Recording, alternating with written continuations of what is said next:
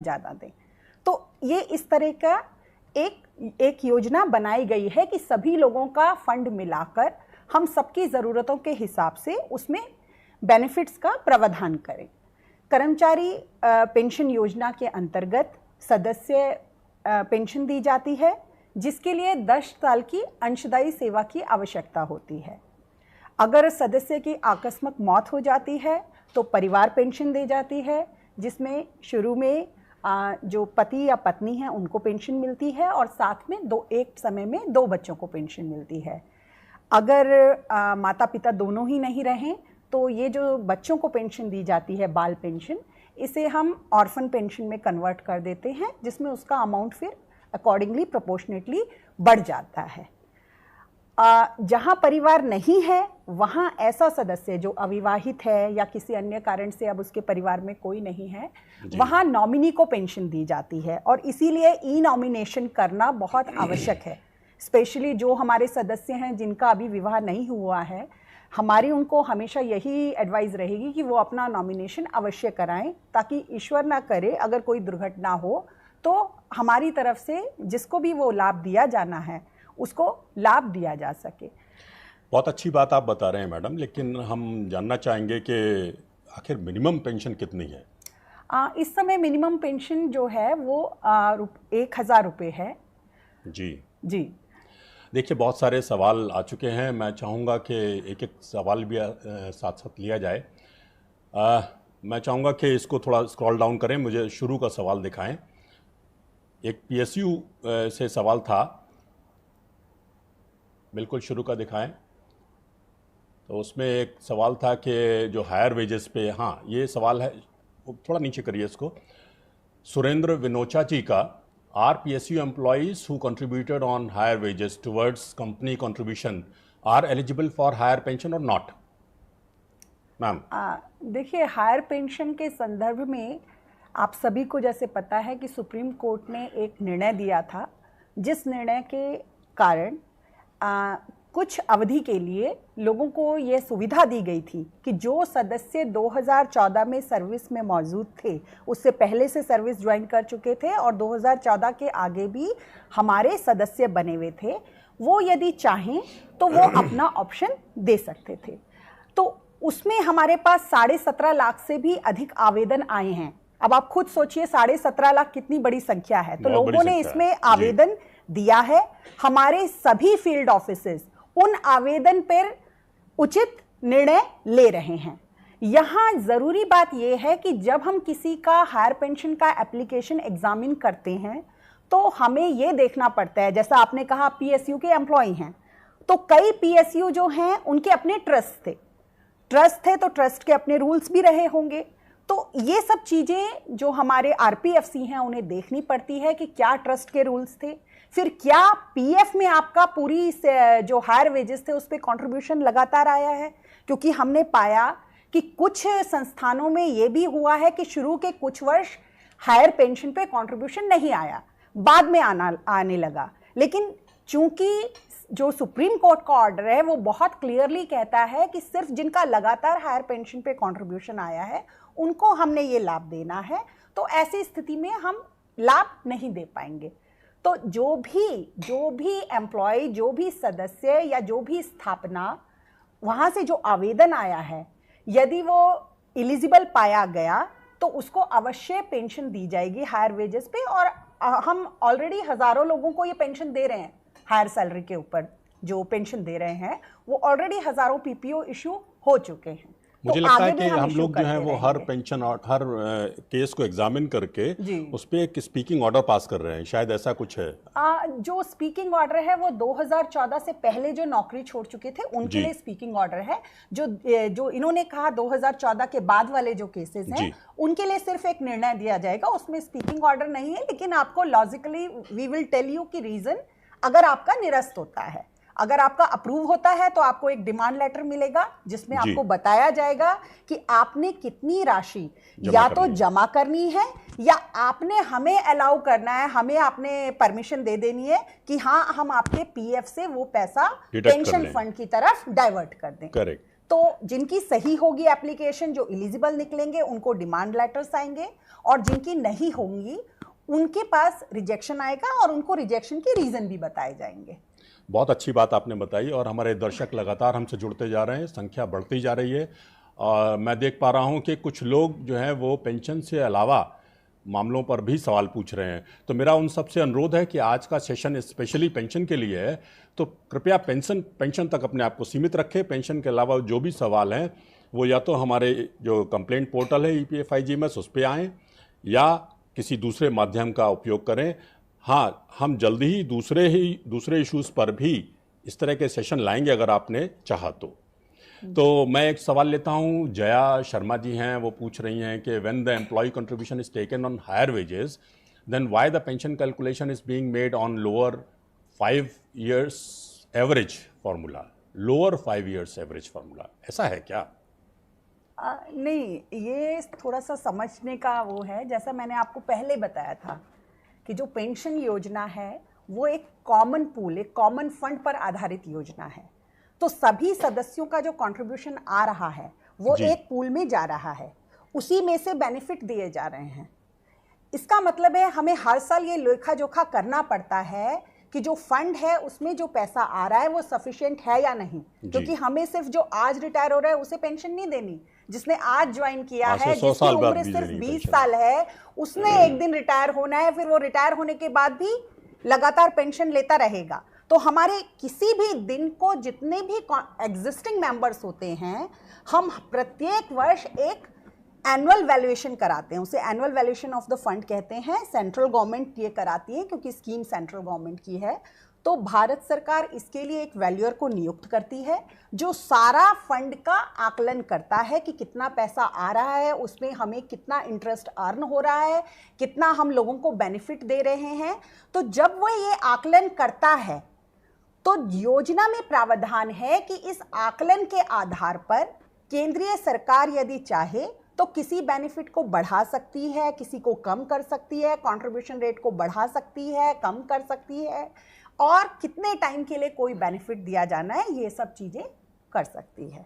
अब जैसा आप सब जानते हैं कि जो अर्निंग होती है, जो आप लोगों के खुद के भी इन्वेस्टमेंट हैं, उन पे अर्निंग कहाँ से आती है? जो इंटरेस्ट रेट डिक्लेयर होता है।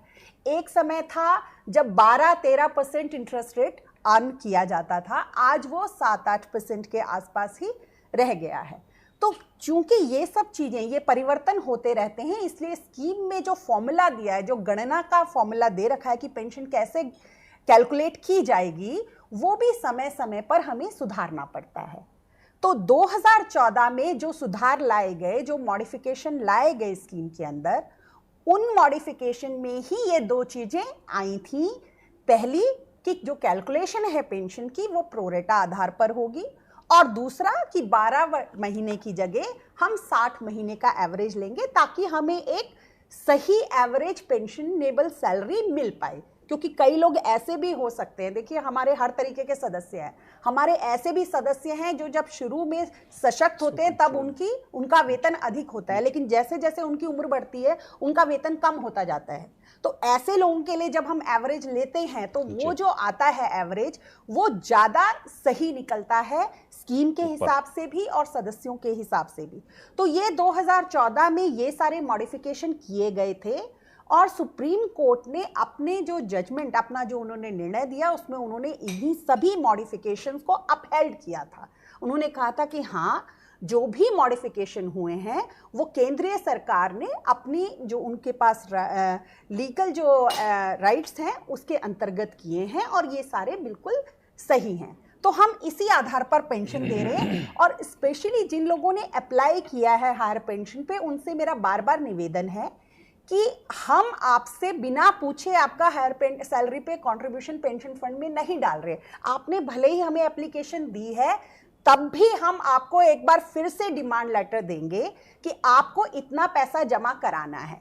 उस समय आप खुद निर्णय ले सकते हैं कि अच्छा, क्या मेरे को इतना पैसा जमा कराना चाहिए जब भी मेरे को पेंशन इतनी मिल रही है। तो वो निर्णय आप कर सकते हैं। ये सबका अपना व्यक्तिगत निर्णय होगा, इसमें कोई नहीं कह सकता किसी दूसरे को कि क्या निर्णय सही रहेगा क्या निर्णय नहीं रहेगा। लेकिन ये टोटली ऑप्शनल स्कीम है, ये कोई बाध्य नहीं है कि आपको हायर पेंशन में कंट्रीब्यूशन देना पड़ेगा। तो यदि आपको अपनी पेंशन की जो गणना है वो आपको लगता है कि जो आप पैसा दे रहे हैं उससे कम बन रही है या आप उससे सेटिस्फाइड नहीं है, तो आप इसका ऑप्शन ना लेने के लिए स्वतंत्र हैं।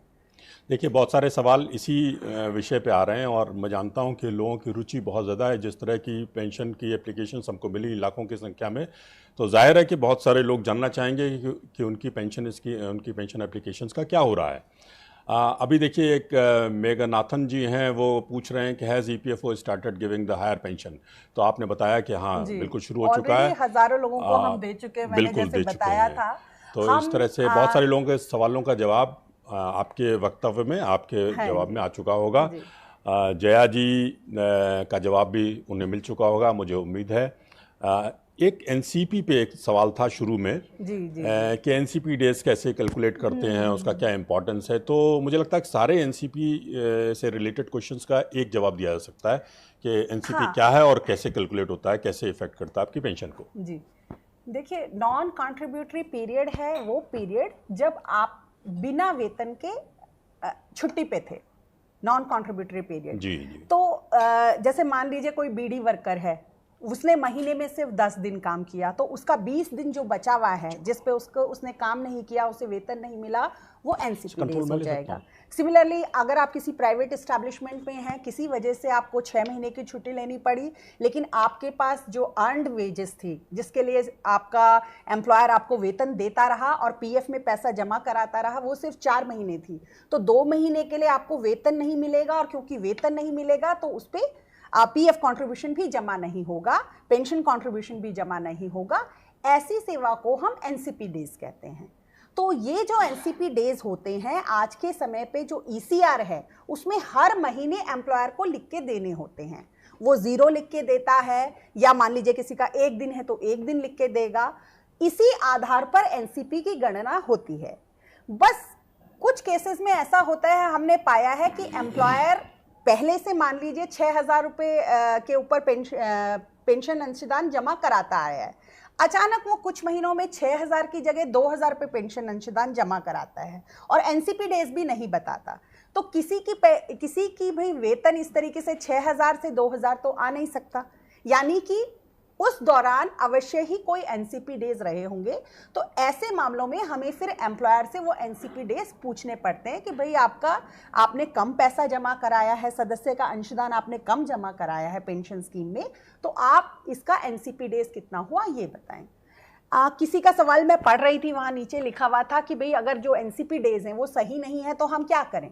आप उसका प्रूफ दे सकते हैं, आप अपनी जो वेज स्लिप्स हैं वो सारी लगा सकते हैं। आप कह सकते हैं मैं एक भी दिन बिना वेतन के छुट्टी पे नहीं था, मैं लगातार काम करता रहा, हर दिन मुझे वेतन मिला, मेरा कोई नॉन कॉन्ट्रीब्यूटरी पीरियड नहीं है।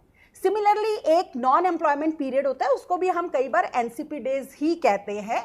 मान लीजिए आप कहीं जॉब कर रहे थे, आपने वो जॉब छोड़ दी, उसके बाद आपने एकदम से दूसरी जगह ज्वाइन नहीं किया, आपने कहा 1 महीने के लिए मैं दुनिया घुमाता हूं, या चलिए 1 महीने के लिए मैं कोई दूसरा काम कर लेता हूं। तो ये जो 1 महीने का पीरियड बीच में है, इसमें पेंशन स्कीम में कोई कॉन्ट्रीब्यूशन नहीं आया, तो ऑब्वियसली इसके ऊपर आपको कोई बेनिफिट भी नहीं मिलेगा। तो इस पीरियड को हम या तो नॉन एम्प्लॉयमेंट पीरियड कह के काउंट फॉर करेंगे, या अगर नॉन एम्प्लॉयमेंट पीरियड का अकाउंटिंग का प्रोविजन नहीं है तो this is also a NCP days, non contributory period. तो इसलिए बहुत ज़्यादा ज़रूरी हो जाता है। यहाँ मैं एक बात सभी से कहना चाहूँगी, मैं आशा करती हूँ आप सब लोग रिटायर नहीं होंगे, आप में से कई लोग सर्विस में होंगे। यदि आप चाहते हैं कि फ्यूचर में जब आप रिटायर हों 58 वर्ष की आयु पूरा करने के बाद, उस समय आपको पेंशन दावा लेने में कठिनाई नहीं आए, तो कृपया अपनी पासबुक और अदरवाइज भी आप ये सब डिटेल चेक करते रहिए। हमेशा इंश्योर करिए कि आपने जहाँ जहाँ काम किया है वो सारी सर्विस आपकी एक जगह आ जाएं। कुछ समय बाद ये ऑटोमेटिक होने लग जाएगा, लेकिन अभी आप लोगों को ट्रांसफ़र लेने होते हैं तो वो आप ट्रांसफ़र ले लें। अगर आपने क्योंकि कई बार क्या होता है कि जब 58 वर्ष के बाद ये चीज़ें आती हैं कि भाई फादर के नाम में गलती हो गई या क्या कहते हैं एज मेरी सही नहीं है, तो जो भी इस तरीके का आपका डाटा है वो प्लीज़ इंश्योर कराएं बिल्कुल सही हो। ई नॉमिनेशन भरें, उसमें अपनी परिवार का, पति पत्नी, आपके जो बच्चे हैं उनका डाटा बिल्कुल सही भरें, ध्यान से भरें, गलती ना करें, क्योंकि एक बार गलती हो जाती है तो उसको सही करने का, देखिए जो हमारा बैठ के क्लेम कर रहा है उसे नहीं पता कि अगर संजय कुमार नाम हमारे रिकॉर्ड में है तो क्या वो संजय कुमार शर्मा के नाम से क्लेम आ जाए तो वो कर दे, क्योंकि कल को ये फ्रॉड हो सकता है। हमने जितने भी ये प्रावधान बनाए हैं ये आपके पैसे की सुरक्षा के लिए, ये पैसा जो आपका है हम एज ट्रस्टीज ट्रस्ट में इसको रखे हुए हैं, ये पैसा हमें इंश्योर करना होता है कि हम सही आदमी को ही दें। तो उसकी पहचान हम कैसे करते हैं? हम इसी से पहचान करते हैं कि हमारे रिकॉर्ड में जो डाटा है, जो क्लेम कर रहा है वो वही आदमी है या नहीं। तो यदि जैसे ही आपको पता अगर चले कि जो ईपीएफओ का रिकॉर्ड है उसमें कहीं भी कोई भी डाटा कुछ गलत हो गया है एम्प्लॉयर की गलती से, या आपने जल्दीबाजी में फॉर्म भरा शुरू में किसी भी वजह से, तो उसको कृपया अपने रिटायरमेंट से पहले ये सब चीजें आप सही करा लीजिए। बिल्कुल ठीक है। और मैं ये भी जानना चाहूँगा इनकी तरफ से, व्यूअर्स की तरफ से, कि एनपीएस जो है वो एनपीएस तो एम्प्लॉयर दर्ज करता है, तो अगर उसमें कोई गलती है तो क्या एम्प्लॉयर के थ्रू उनको आना पड़ेगा? हाँ, मतलब आप एम्प्लॉयर के थ्रू भी आ सकते हैं और अदरवाइज हमारा ग्रीवेंस पोर्टल है, आप उसमें ग्रीवेंस डाल सकते हैं। देखिए हम लोगों का, लेकिन उसको सर्टिफाई तो एम्प्लॉयर करेगा कि नहीं? वो हमारा ऑफिस उनके साथ फिर टेकअप करेगा, उसको बहुत अच्छी बात कही आपने, बेस्ड ऑन जो आपकी शिकायत आएगी। लेकिन कृपया उसका कोई प्रूफ लगाइएगा। कई बार क्या होता है लोग कोई प्रूफ नहीं लगाते हैं, लोग लिखते हैं मेरी सर्विस 15 साल थी, आप 10 साल दिखा रहे हैं। तो अब ये 15 साल और 10 साल में जो 5 साल का डिस्प्यूटेड है वो आप खुद भी जानते होंगे कि किस वजह से है, बिकॉज आप लोगों को भी अकाउंट्स, पे स्लिप्स मिल रही होंगी, आपको पीएफ स्लिप्स लगातार मिलती हैं, आज की डेट पे आप पासबुक हमारी देख सकते हैं। तो वो थोड़ा सा आप प्रूफ लगाएंगे ना तो हमारा काम आसान हो जाएगा, हम आपकी समस्या जल्दी से जल्दी निपटा पाएंगे। जी, बहुत अच्छी बात है। और अगर वो एम्प्लॉयर के थ्रू आते हैं तो मेरे ख्याल से वो सर्टिफाइड होगा, तो ये जो ऑफिस के थ्रू वेरिफिकेशन काम है वो थोड़ा इजी हो जाएगा और उसकी ज़रूरत नहीं पड़ेगी। इसी तरह के और भी बहुत सारे जो हायर वेजेस पे पेंशन के सवाल हैं, बहुत सारे आए हैं हमारे पास और हमारे साथ लोग लगातार जुड़ते जा रहे हैं। कुछ लोग ये पूछ रहे हैं कि उनको डिमांड लेटर कब मिलेगा। अब चेन्नई साउथ का जैसे है तो अब हम यहाँ बैठ के तो शायद नहीं बता पाएंगे उनको, क्योंकि हमारे पास कोई सिस्टम नहीं है कि कैसे कब मिलेगा। इसके लिए वो अपने जो रीजनल ऑफिस है उससे संपर्क करें। एक प्रक्रिया है, उस प्रक्रिया के तहत जितनी भी एप्लीकेशंस आई हैं उन सबको एग्जामिन किया जा रहा है और एक एक करके क्रमबद्ध तरीके से उसको लेटर्स इशू किए जा रहे हैं। हम आगे बढ़ते हैं, हमारे पास कुछ और भी सवाल हैं। हम एक सवाल लेते हैं कि डिमांड नोटिस तो उनका आ गया।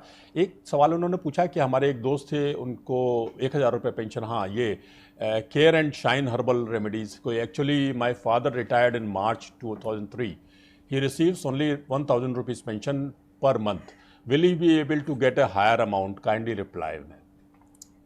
देखिए आपके जो पिताजी हैं उनको 1000 रुपये की मिनिमम पेंशन मिल रही है। इसका मतलब है कि जब उनकी पेंशन की गणना की गई होगी तो वो पेंशन 1000 रुपये से भी कम बनी होगी। जहाँ भी 1000 रुपये से कम पेंशन बनती है वहाँ पे सेंट्रल गवर्नमेंट बजटरी सपोर्ट देती है, जिसके कारण हम लोग 1000 मिनिमम पेंशन मेंबर को, सदस्य को दे पाते हैं। जैसा मैंने पहले बताया था कि जो पेंशन फंड है इसका एनुअल वैल्यूएशन होता है, टाइम टू टाइम हम उसको इवैल्यूएट करते रहते हैं, टाइम टू टाइम हम सोचते रहते हैं कि किस तरीके से पेंशन स्कीम में और क्या चीज़ सुधारी जा सकती है, क्या हम गणना सुधार सकते हैं, क्या हम कंट्रीब्यूशन रेट्स को चेंज कर सकते हैं, किस तरीके से जो स्कीम है उसको सस्टेनेबल बनाया जा सकता है। मुझे लगता है कि वो जानना चाहते हैं, आपने कहा कि 1000 से पेंशन बढ़ेगी या नहीं बढ़ेगी, वो जो पेंशन बढ़ाने का इशू है वो टोटली वैल्यूएशन से जुड़ा हुआ है। तो जब भी फंड में इस प्रकार से हमारे पास अवेलेबल फंड्स होंगे कि हमें लगे कि हाँ हम पेंशन बढ़ा सकते हैं, या जब भी हम स्कीम में कोई मॉडिफिकेशन ऐसे हो पाए, कोई हमारे वैल्यू रिकमेंड करेंगे, आगे उन पर एक्शन होगा जिसमें वो पेंशन बढ़ पाए, तभी वो पेंशन बढ़ाई जा सकती है। क्योंकि ये फंडेड स्कीम है, इसमें इस तरीके से अचानक कोई बेनिफिट नहीं बढ़ाया जा सकता। बिल्कुल बिल्कुल। और जब बढ़ाया जाएगा तो सभी का बढ़ाया जाएगा, केवल आपका नहीं बढ़ाया जाएगा। एक श्रीनिवासन, सीवी श्रीनिवासन है, उनका एक विस्तार से सवाल आया कि since service period is 95 to 2024, higher pension calculation will you take last 5 year salary average 19 से 24 तक का लेंगे, या 95 से 24 तक का लेंगे, या आप दो पार्ट में लेंगे 95 से 2? मेरे ख्याल से इस तरह का एक्सप्लेनेशन हम पहले दे चुके हैं, फिर भी एक बार संक्षेप में जवाब दें। एक बार दोबारा बताती हूँ Srinivas ji, and you can speak in English also because I think he may not be able to understand Hindi, so I will switch to English. Mister Srinivas, I hope you are there. The question that you have asked, that how pension will be calculated. So I think you might have given the higher pension application, but you must be receiving the pension on wage ceiling right now. So if you see your present PPO, you will find that the pension has been calculated in two parts.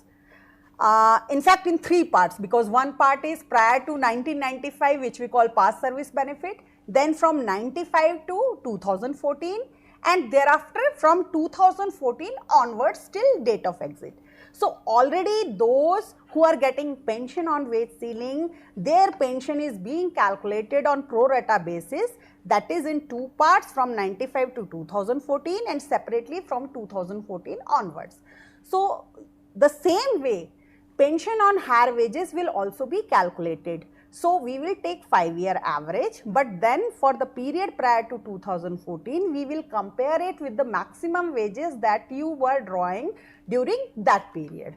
Suppose your average comes to 60,000 and at that point of time your maximum salary was only 55,000. So for that period, the pension will be calculated on 55,000, and for post 2014 period, it will be calculated on 60,000.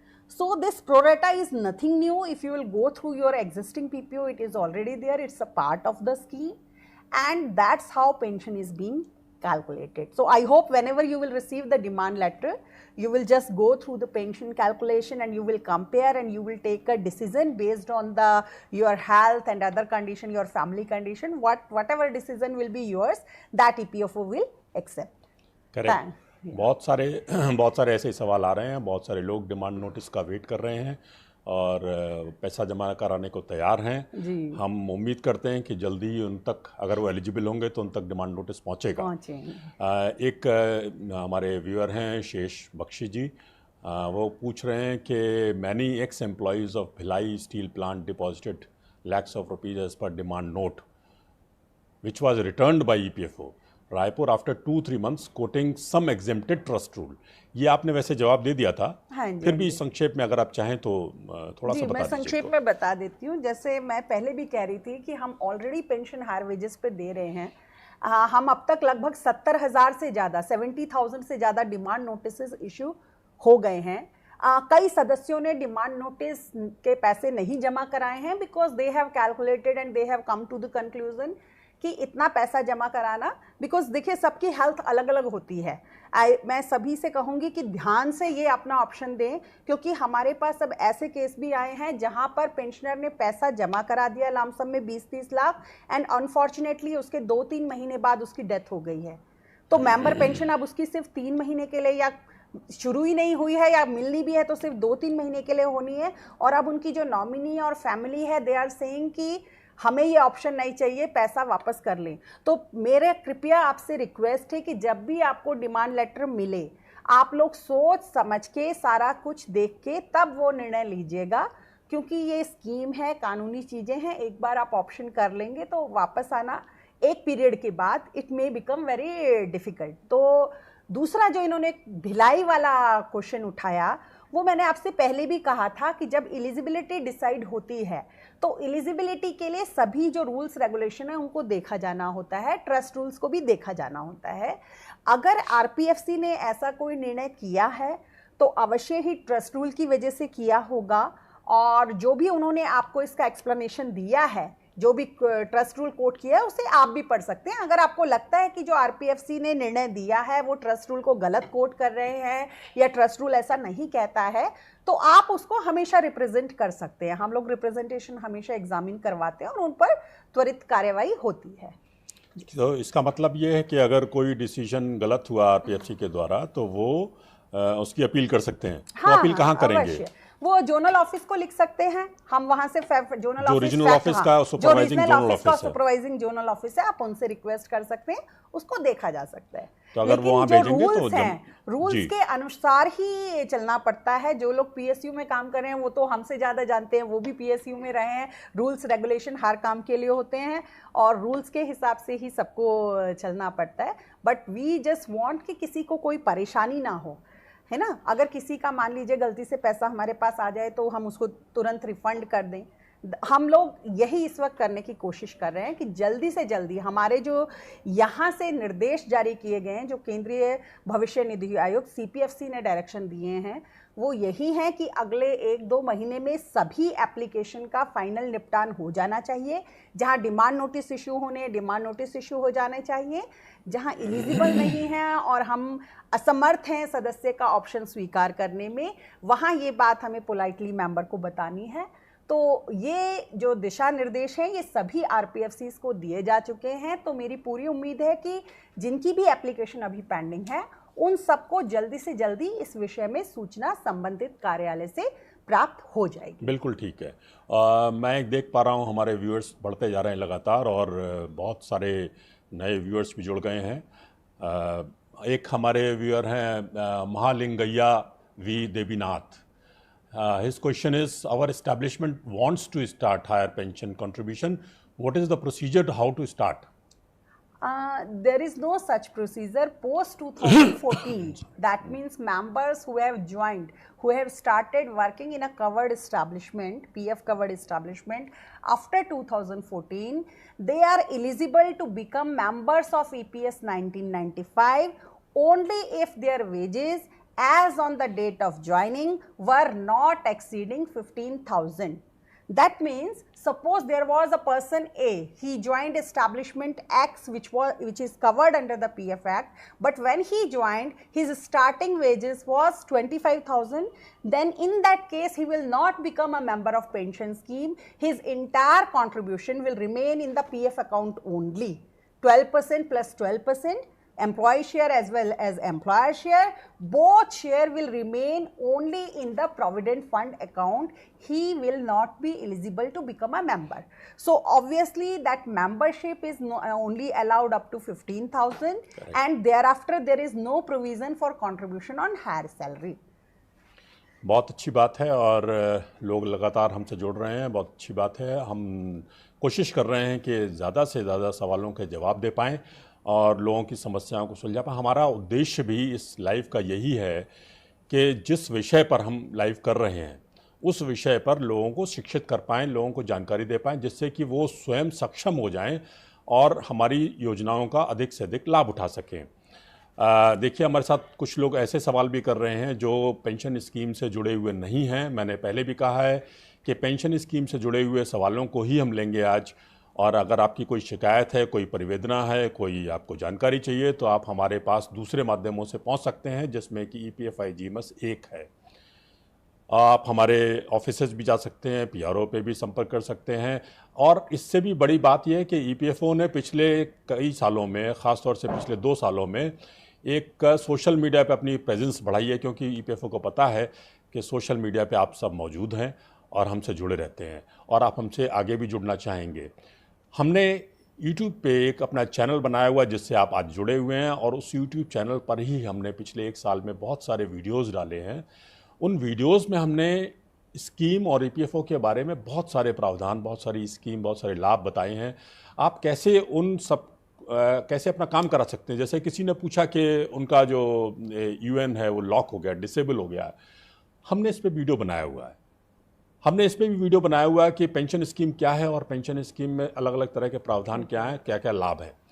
आप पिछले हमारे अप्रैल के video अगर देखेंगे तो उसमें आपको member pension और विडो पेंशन, चिल्ड्रन पेंशन, हमारे डिसेबलमेंट पेंशन, सारे टाइप ऑफ पेंशन्स पे आपको एक एक वीडियो मिल जाएगा। उसे ज़रूर देखें, क्योंकि यहाँ पे हमारे पास सीमित समय रहता है, तो हम चाहेंगे कि अलग अलग तरह के सवालों को हम ले सकें और उनका जवाब दे सकें। अपनी ग्रीवेंसेस हम आपकी कोशिश करेंगे कि इसके माध्यम से अगर कुछ सॉल्व कर सकते हैं तो करेंगे, नहीं तो हम चाहेंगे कि आप EPFI-GMS का प्रयोग करें।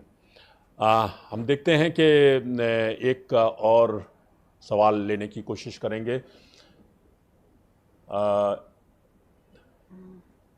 भूपेश चौहान जी ने तो खैर तारीफ़ की है, हम आपका धन्यवाद करते हैं कि आपने हमको अच्छा कहा, हमारे प्रयासों को सराहा, क्योंकि ये भी बहुत ज़रूरी है। हम नेगेटिव कमेंट से कभी घबराते नहीं हैं, कभी परेशान नहीं होते हैं, क्योंकि हम उनसे सीखते हैं और बहुत सारा अपने आप में इम्प्रूवमेंट करने की कोशिश करते हैं, क्योंकि हम जानते हैं आपको तकलीफ़ है। लेकिन अच्छे कमेंट, जहाँ आपको अच्छा लगे, कभी अच्छी बात भी करिए जिससे कि हमको भी अच्छा लगे और हम और बेहतर काम कर सकें। हम देखते हैं कि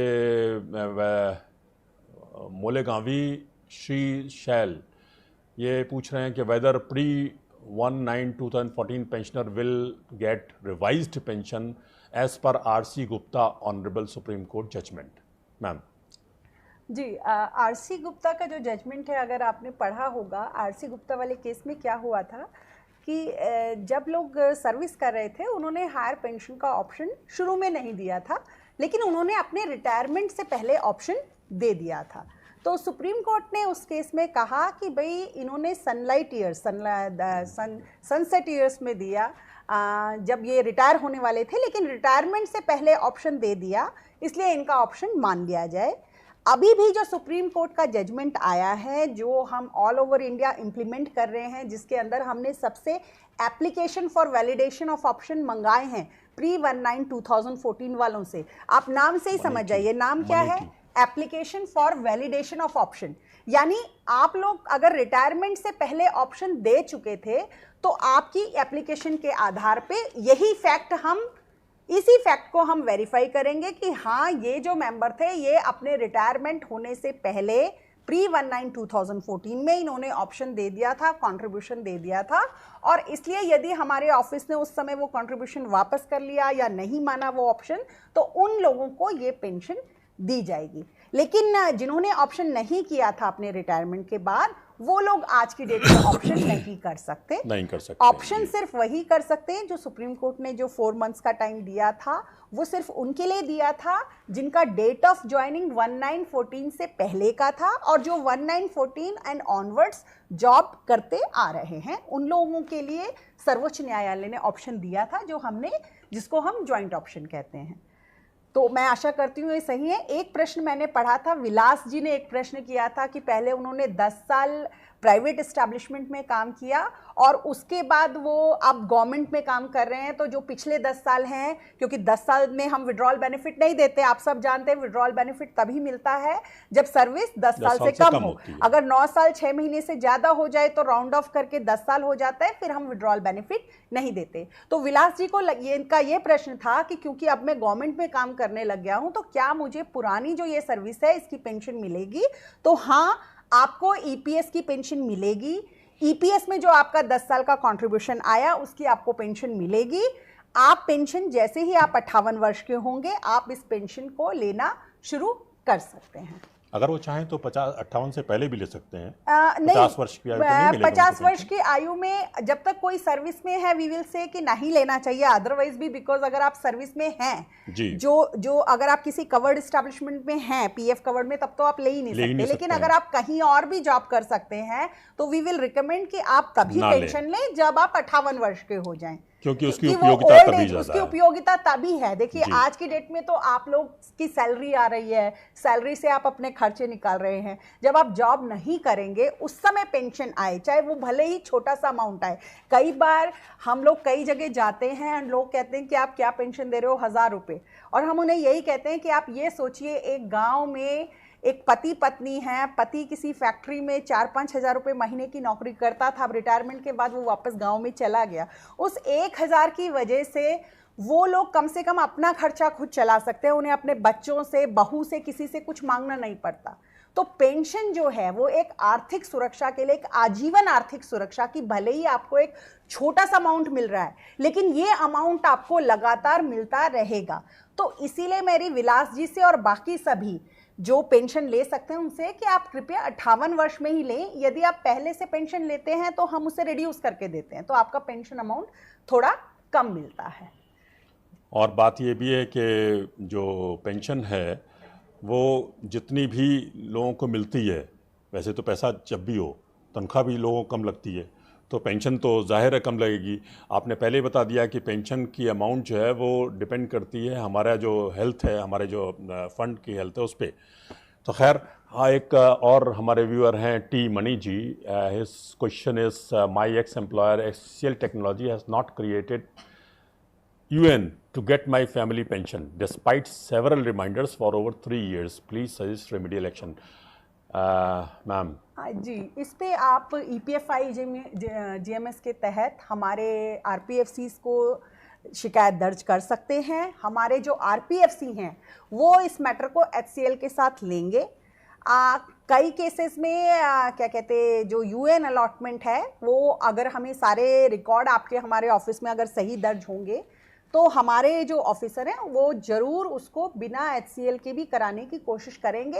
लेकिन पहली प्रायोरिटी हमारी हमेशा ये रहती है कि हम एम्प्लॉयर के थ्रू ही UN क्रिएट कराएं, ताकि ऐसा कुछ ना हो कि कोई दूसरा आदमी आपके नाम से क्लेम ले जाए। तो उसके लिए एम्प्लॉयर का रोल बहुत इंपॉर्टेंट होता है। लेकिन आप अपनी शिकायत दर्ज कराइए। EPFI GMS पे जो भी शिकायत दर्ज होती है उसमें हमारे RPFC तुरंत एक्शन लेते हैं। एक देखिए, बड़ा इंटरेस्टिंग सवाल है जिसका जवाब वैसे मैं आपको बता चुका हूं कि हमने जो वीडियोस बनाए उसमें है। फिर भी मैं सवाल को ले लेता हूं कि गोपी जोशी जी हैं and asking, a member is legally divorce, don't move it. Hold करिए सवाल को वहाँ पे, Gopal Joshi. A member is legally divorcee, no children, death while in service, no e nomination, can parent get dependent parent pension? Yes, they can get। ये आपको पहले ही बताया जा चुका है। ये इसमें मैं और एक्सप्लेन कर देती हूँ जो आपने बताया, क्योंकि उनका लीगल डिवोर्स हो चुका है। देखिए, ये बहुत ज़रूरी है कि जो डिवोर्स है वो लीगल हो, क्योंकि अगर वो सिर्फ सेपरेटेड थे, डिवोर्स नहीं थे, तो पेंशन उनकी वाइफ को ही मिलेगी, भले ही वो आपस में साथ नहीं रह रहे थे, अलग अलग रह रहे थे।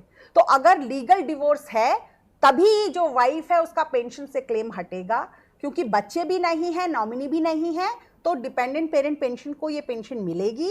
पहले फादर को मिलेगी, और अगर फादर की मदर से पहले एक्सपायर होते हैं तो फिर आगे ये मदर को मिलनी शुरू हो जाएगी। तो जो आपने बताया है, देखिए मैं सबसे एक बात ये भी कहूँगी कि यहाँ जब आप हमसे कोई प्रश्न पूछ रहे हैं तो आप हमें जो बता रहे हैं हम उस आधार पर इसका आंसर दे रहे हैं। अब एक्चुअल में मान लीजिए यहाँ पे कई चीज़ें नहीं आई हैं कि जो डेथ हुई है वो कब हुई है, वो पेंशन का जो मैंने आपको पहले बताया था कि अगर 15,000 से ऊपर की सैलरी होगी तो वो पेंशन फंड का मेंबर नहीं बनेगा। वो सारी चीज़ें आप भी नहीं बता सकते और हम भी नहीं चेक कर सकते। तो अगर अदरवाइज वो एलिजिबल है, पेंशन स्कीम का मेंबर है, डेथ इन सर्विस हुई है या अवे फ्रॉम सर्विस में विद इन 3 इयर्स हुई है, तो उस केस में जो आपने हमें सूचना दी उसके आधार पर डिपेंडेंट पेरेंट पेंशन अवश्य मिलेगी। बिल्कुल। और अधिक जानने के लिए आप हमारा वीडियो भी देखिए और उस वीडियो को स्प्रेड भी करिए, जिससे कि और भी लोग, आप जैसे लोग जान पाएँ और लाभ उठा पाएँ। एक सवाल और हम लेते हैं सुबिन सैम जी का कि इफ ए PF मेंबर है suicide and was declared death, whether he is eligible for EPS scheme, his service history is 1 year। तो कहना शायद ये चाहते हैं कि एक व्यक्ति था जिसकी एक साल सर्विस थी और उसकी डेथ हो गई थी, सुसाइड कर लिया था उन्होंने, बाद में उसको बताया गया कि डेथ डिक्लेयर हो गई है, तो वो एलिजिबल होंगे कि नहीं होंगे? जी,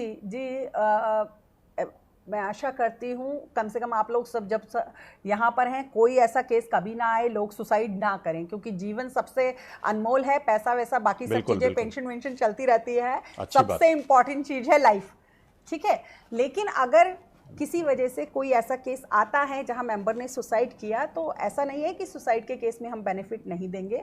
सुसाइड के केस भी डेथ की तरह ही ट्रीट होते हैं।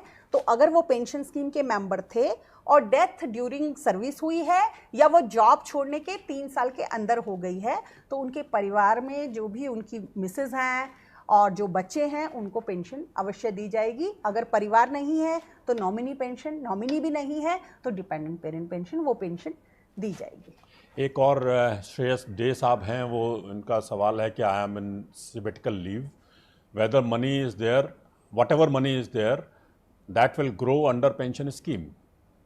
तो इस ग्रो का तो सवाल जो है वो मेरे ख्याल से आप पहले बता चुके हैं, जी, क्योंकि जी, अलग जी। अलग कोई अकाउंट नहीं होता है। आपका अकाउंट अलग से ग्रो नहीं करेगा।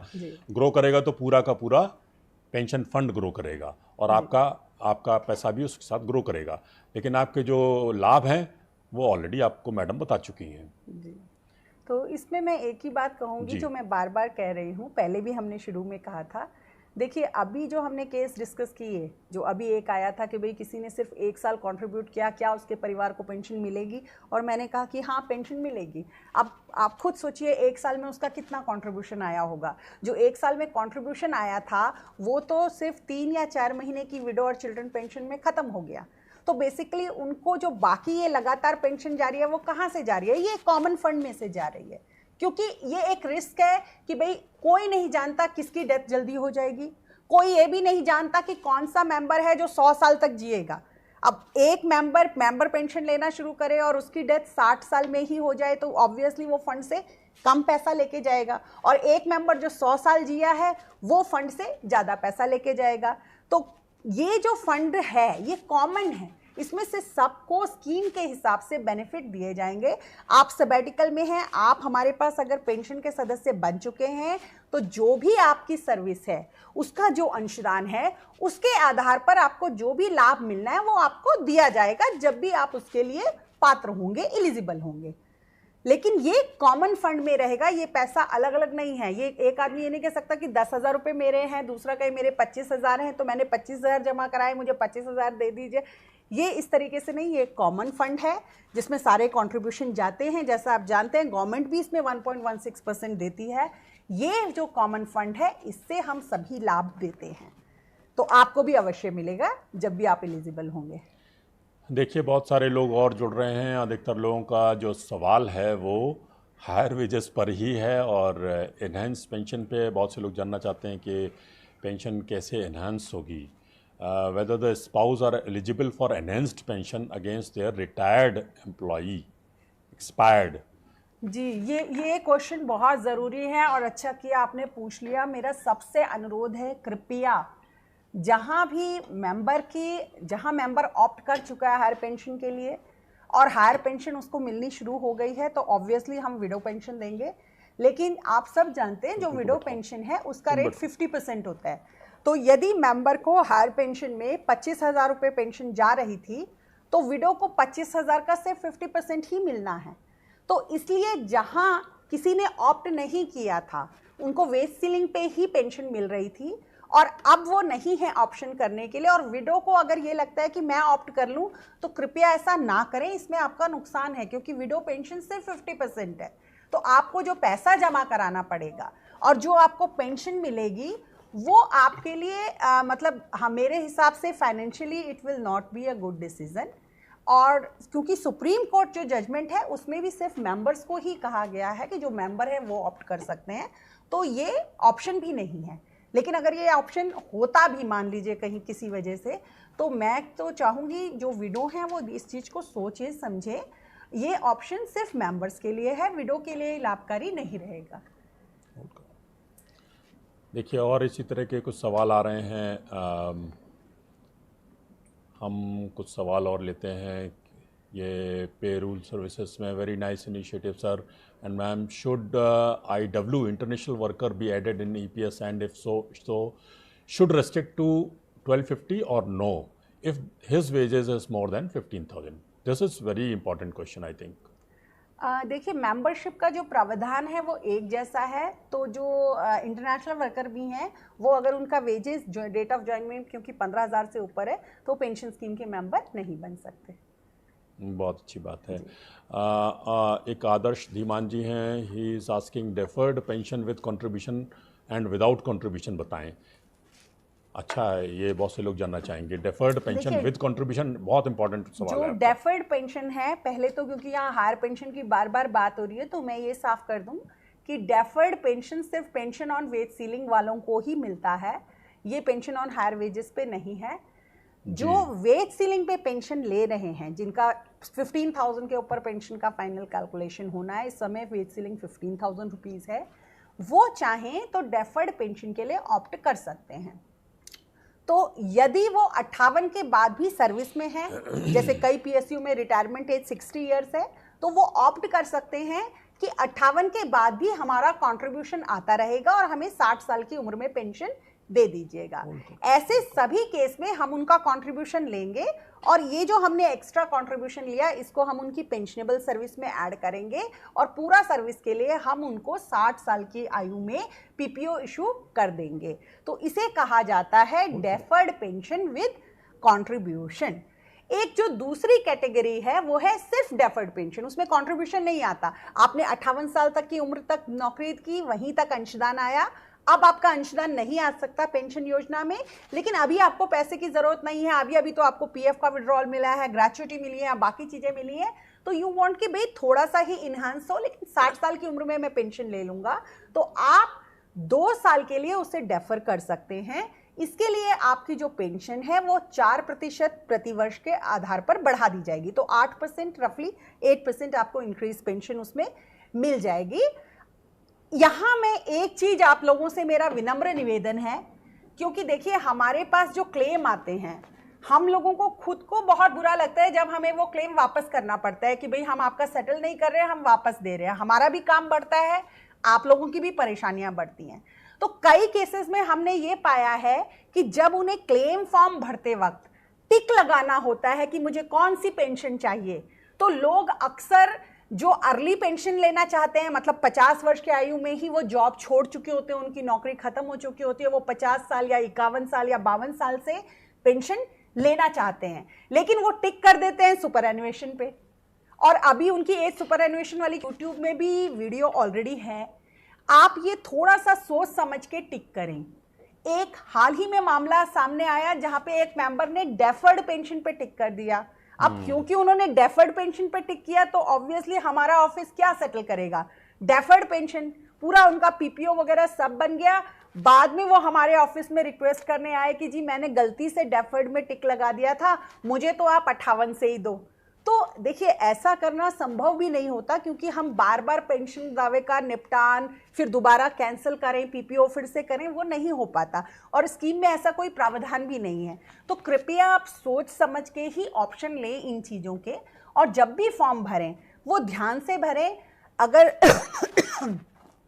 हो सके तो पास के पीएफ का जो भी ऑफिस है वहां जाके एक बार चेक करवा लें आपने सब कुछ सही भरा या नहीं, ताकि हमें आपका क्लेम फॉर्म आपको वापस ना करना पड़े, पहली बार में ही आपका क्लेम फॉर्म पूरा अच्छे से भरकर आए और हम सीधे उसका जल्दी से जल्दी पीपीओ इशू कर सकें। बहुत अच्छी बात है, आप काफ़ी लोगों को बता रही हैं, उनको जानकारियां दे रही हैं, और लोग बड़े खुश भी हैं, कुछ लोग प्रसन्न हैं, कुछ लोग जो है संशय में भी हैं अभी भी, और नए नए सवाल लेके आ रहे हैं। बहुत सारे नए लोग भी जुड़ गए हैं हमारे साथ, हम उन सब का बहुत बहुत स्वागत करते हैं। आप काफ़ी देर से बोल रही हैं, मैं चाहता हूं कि आपको एक आध सवाल थोड़ा रुक के दिया जाए। तब तक मैं बता दूं कि ये सेशन जो है वो एम्प्लॉयज़ पेंशन स्कीम 1995 के बारे में है, और अपने सवाल कृपया इसी स्कीम तक सीमित रखें आज के दिन। हम जल्द ही अगर आपको अच्छा लगता है और आपके सवाल बहुत सारे आ रहे हैं, हम उन सवालों को देखेंगे और फिर उसके बाद एसेस करेंगे आज के रिस्पांस के बाद कि हम नया सेशन किस विषय पर लाएं। हम जल्दी आपसे फिर जुड़ेंगे, क्योंकि आपने देखा कि ईपीएफओ पिछले 2 साल में बहुत सारे नए इनिशिएटिव्स ले रहा है, ख़ासतौर से आपसे सीधा जुड़ने के बारे में। तो हम जुड़ते रहेंगे आपके साथ और आपके साथ बात करते रहेंगे लगातार। हर महीने कोशिश करेंगे कि नए सेशन के साथ हम आपके साथ आएँ, नए विषय के साथ आएँ।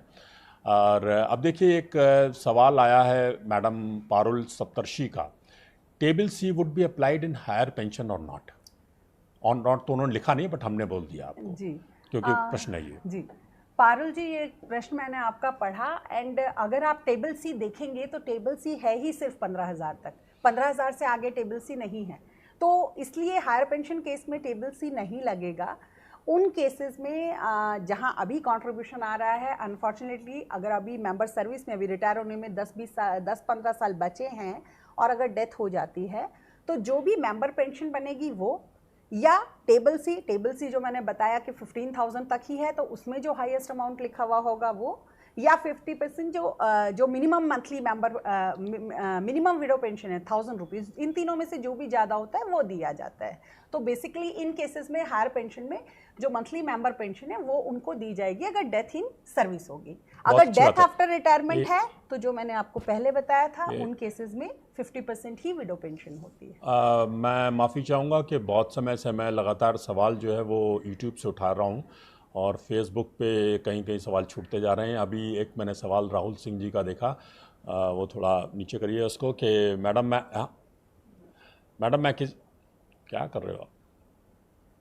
राहुल सिंह का सवाल था। हाँ, ये वाला जी था। मैडम, मैं किसी संस्थान में काम करता था। मैंने 5 साल काम किया। नौकरी छोड़ने के बाद जब मैंने क्लेम टेंसी अप्लाई किया तो मुझे केवल मेरा जमा पैसा जो था ही दिया गया। क्या इसका कोई फैक्टर है? जी, इसका फैक्टर है और आप चाहें तो आप खुद कैलकुलेट कर सकते हैं कि आपका जब आपने वेजेस एग्जिट में कितना था, वो आपको पता होगा कि जब आपने जॉब छोड़ी तो आपका जो वेजेस था वो क्या था। आप हमारा स्कीम का जो पैरा देखेंगे उसमें किस तरीके से वो वेज को कैलकुलेट करना है वो दिया गया है। And there is a table D जो बताती है कि कितने टाइम के बाद अगर एग्जिट हुआ है तो क्या फैक्टर लगेगा उस वेजेस वाले फैक्टर में।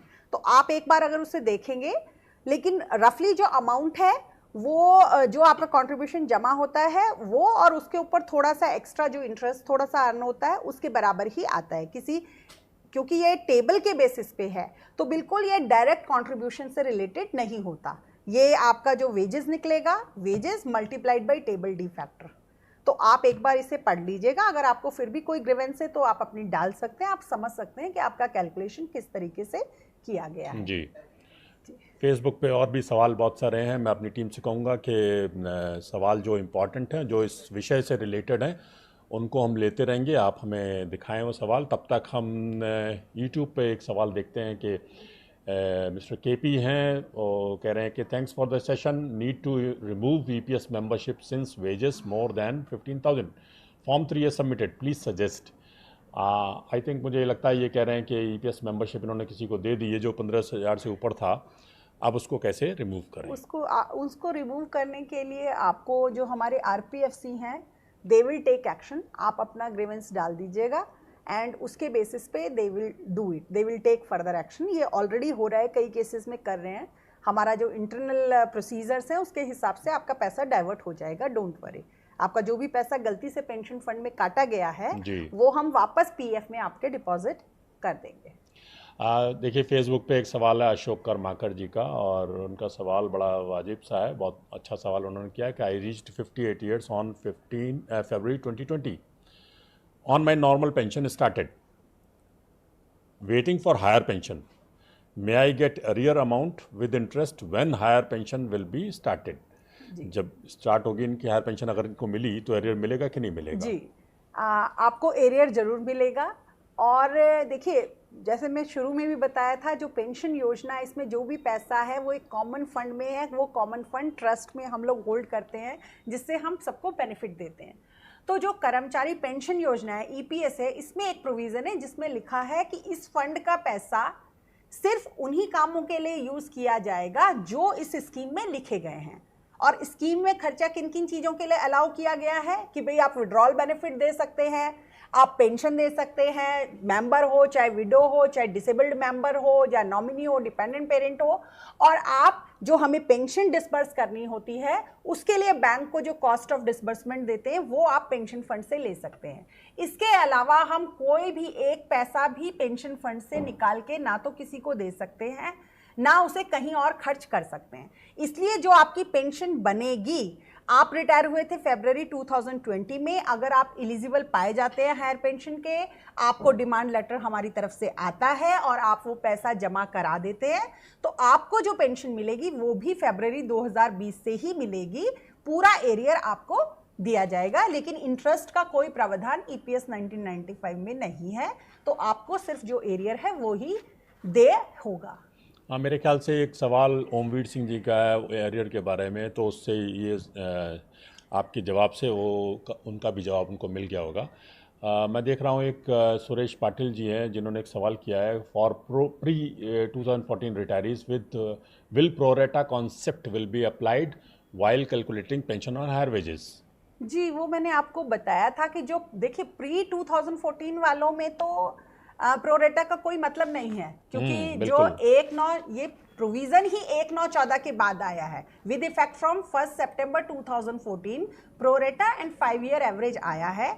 उससे पहले यानी कि अगस्त तक जो प्रोविजन था उसमें प्रोरेटा नहीं होता था, एवरेज 12 मंथ्स का होता था। तो जो लोग पुराने रिटायरी हैं, अगर उन्होंने अपने रिटायरमेंट से पहले ऑप्शन दिया था, कंट्रीब्यूशन हमारे पास आया था और वो लोग हायर पेंशन के लिए एलिजिबल हैं, तो जहां भी date of commencement of pension 2014 से पहले की है, उनकी उस समय के नियम के हिसाब से ही पेंशन कैलकुलेट होगी, कोई प्रोरेटा नहीं लगेगा। लेकिन क्योंकि प्रोरेटा 1/9/14 से आ गया है, प्रोरेटा एंड 5 ईयर एवरेज, तो 1/9/14 से बाद जिसका भी date of commencement of pension होगा, उन सबका नियम के अनुसार ही पेंशन कैलकुलेशन किया जाएगा। बहुत अच्छी बात है। और देखिए आजकल हमारे जो युवा साथी हैं वो बहुत समय तक इंडिया में नौकरी करते हैं, फिर उसके बाद बाहर चले जाते हैं विदेशों में नौकरी करने के लिए, और कई बार वहीं पे सेटल हो जाते हैं। तो ऐसे ही कुछ केसेस हमारे सामने आते रहते हैं। और एक सवाल देखिए फेसबुक पे आया है, बहुत इंटरेस्टिंग सवाल है, और मुझे लगता है ऐसे सारे लोगों का सवालों का जवाब आप दे पाएंगी एक ही प्रश्न के उत्तर में। इसमें वो पूछ रहे हैं कि after 10 years of service my son has shifted abroad, whether he withdraw EPS contribution or he will be eligible for pension after 58 years of age। देखिए, क्योंकि वो 10 साल की सर्विस पूरी कर चुके हैं, तो स्कीम प्रावधान के अनुसार उनको अब हम पेंशन ही देंगे। वो विड्रॉल बेनिफिट नहीं ले सकते। विड्रॉल बेनिफिट 10 साल से कम, इनफैक्ट 9 साल 6 महीने से कम की अगर सर्विस होती है, कॉन्ट्रीब्यूटरी सर्विस, अंशदायी सेवा, तो ही दिया जाता है। तो इस केस में वो जब भी 58 वर्ष के होंगे तो उनको पेंशन दी जाएगी। आज के दिन में ऐसा कोई प्रावधान नहीं है। पीएफ में तो है कि वो इमीडिएटली विड्रॉल ले सकते हैं, लेकिन पेंशन योजना में ऐसा कोई प्रावधान नहीं है। देखिए एक और फेसबुक से सवाल लेते हैं कि फेसबुक के साथ नाइंसाफ़ी नहीं होनी चाहिए। वहाँ पे भी हमारे बहुत सारे दर्शक हैं और हमसे बहुत सारे लोग जुड़े हुए हैं फेसबुक पे, हमारे फेसबुक पेज पर लगातार हमको फॉलो करते हैं। तो एक सवाल है अर्जुन सिंह जी का, वो मैं लेता हूँ कि मैंने 9.5 साल सर्विस की है प्राइवेट सिक्योरिटी कंपनी में। जवाब हुआ मतलब जमा हुआ होगा, पीएफ नहीं जमा हुआ है, क्या मेरा पैसा 58 साल के बाद पेंशन के तौर पर मिलेगा या मैं निकल सकता हूँ? बहुत अच्छा सवाल है इनका। देखिए, आपने, मैं फिर दोबारा कहूँगी कि आपका रिकॉर्ड मेरे सामने नहीं है, तो मैं मान के चल रही हूँ कि आप जो बोल रहे हैं वो सही है। आपने खुद ने कहा है कि आपकी सिर्फ 9.5 साल की सर्विस हुई है और बीच में ब्रेक भी था। जो आपका कहते हैं कि पैसा जमा नहीं हुआ, यहाँ मैं जानना चाहूँगी कि पैसा जमा नहीं हुआ वो एम्प्लॉयर ने डिफ़ॉल्ट किया या मतलब आपने सर्विस नहीं की इसलिए जमा नहीं किया? क्योंकि देखिए, अगर एम्प्लॉयर ने डिफ़ॉल्ट किया, आपका तो 9.5 साल है, मान लीजिए आपकी 10.5 साल होती, फिर आपको पेंशन मिलती। और अगर एम्प्लॉयर का डिफ़ॉल्ट होता तो एम्प्लॉयर के डिफ़ॉल्ट के बाद भी हम पेंशन देते हैं। हम पैसा एम्प्लॉयर से रिकवर करते हैं, लेकिन मेंबर की पेंशन पे उसका कोई फर्क नहीं पड़ता, हम वो पेंशन देते हैं। वेज सीलिंग वालों की मैं बात कर रही हूँ। तो लेकिन आपने खुद ही कहा कि आपकी सर्विस 9.5 साल से कम है, तो आप अनलेस कि आपके पास अभी उम्र हो और आप दूसरी जगह कहीं सर्विस करके इस सर्विस को ऐड करें, क्योंकि यहाँ अगर आपकी मान लीजिए 7, 8 या 6 साल की अगर सर्विस है और अभी आप 50 वर्ष से कम के हैं या मान लीजिए 51 के भी है, तो आप एक दूसरी जगह सर्विस करके उसको यहाँ पे जोड़ के 10 साल पूरे कर सकते हैं। अगर 58 वर्ष की आयु में आपकी 10 साल की कॉन्ट्रीब्यूटरी सर्विस, यानी जिसका पैसा देय है, एम्प्लॉयर ने दिया या नहीं दिया वो दूसरी चीज है, देय है कि मतलब आपको वेतन मिला था और हमारे पास पेंशन फंड में कंट्रीब्यूशन आना चाहिए था, तो आपको पेंशन मिलेगी। लेकिन अगर आप इस सर्विस में अभी कहीं और की सर्विस नहीं ऐड करवा पाते हैं और इतना ही पैसा, इतना ही सर्विस आपका रहता है, तो आपकी क्योंकि 10 साल से कम है, हम आपको पेंशन नहीं दे पाएंगे, विड्रॉल बेनिफिट ही आप ले पाएंगे। बिल्कुल ठीक है, बहुत अच्छी बात है। और देखिए एक और सवाल हम लेते हैं फेसबुक से। कुमार रेड्डी हैं, वो पूछ रहे हैं कि as per EPFO pension is accepted up to 58 years, यानी कि पेंशन कंट्रीब्यूशन के बारे में बता रहे हैं वो। Date of exit, date of EPS default, but why ECR is accepting till 60 years age, when what is the reason? तो डेफर्ड पेंशन के बारे में आप बता चुके हैं। Reddy, I just now explained it. I will explain it again in English for you. That we are allowing it because there is a provision in the employees pension scheme that if someone is working and he opts for it, he can contribute for 2 years more.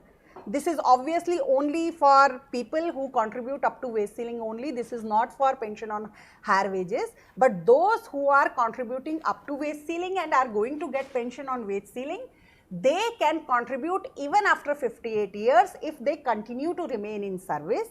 And that is called deferred pension with contribution. And that's why the ECR allows contribution payment till 60 years of age. बिल्कुल सही है, बिल्कुल सही जवाब आपका ma'am, और आप बहुत अच्छी जानकारियाँ सबको दे रही हैं। लोग हमारे साथ अभी भी जुड़ते जा रहे हैं, बहुत सारे लोगों के नए नए सवाल आ रहे हैं। समय हमारे पास कम है, काफ़ी समय हो गया है, फिर भी हम कोशिश करेंगे कुछ और सवालों को लेने के लिए। कि गोपिका GS वो एक सवाल कर रहे हैं कि dear madam, there was a case where one of the member was mistakenly contributed EPS contribution after 58 years. Can we withdraw this amount in any possible ways?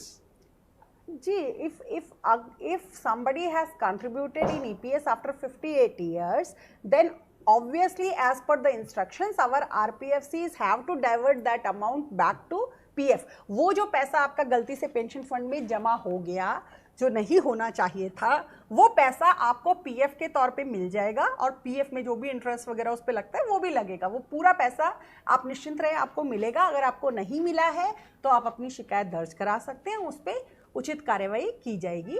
और एक ये बीच में एक मेंबर का एक प्रश्न मैं देख रही थी, मिस्टर संतोष जी का, जो कह रहे हैं उनकी मदर ने वर्क किया 12 साल 7 महीने के लिए और बीच में 2 महीने का कंट्रीब्यूशन नहीं आया।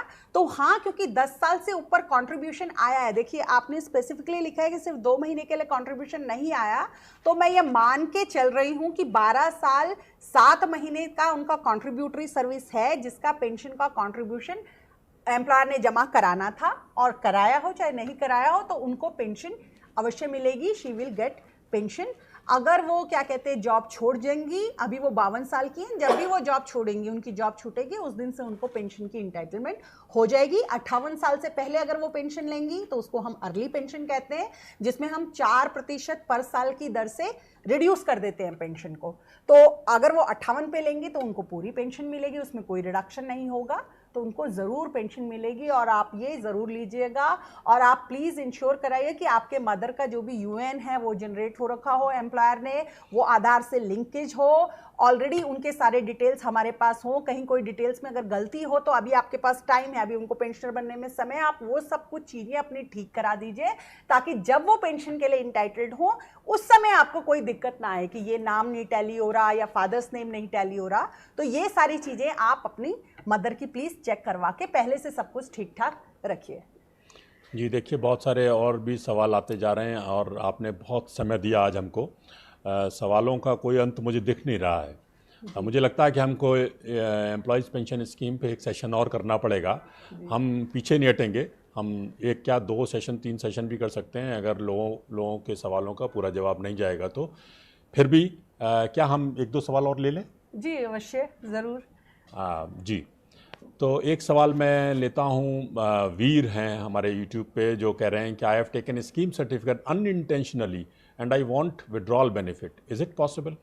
मिस्टर वीर, जब मैं बार बार यही इसीलिए बता रही हूँ कि जब भी आप लोग कोई ऑप्ट करते हैं तो कृपया सोच समझ के करें। लेकिन चूंकि आपने अब स्कीम सर्टिफिकेट ले लिया है तो अब आपको विड्रॉल बेनिफिट 58 इयर्स की एज पे ही मिलेगा, ये हमारे इंस्ट्रक्शन है।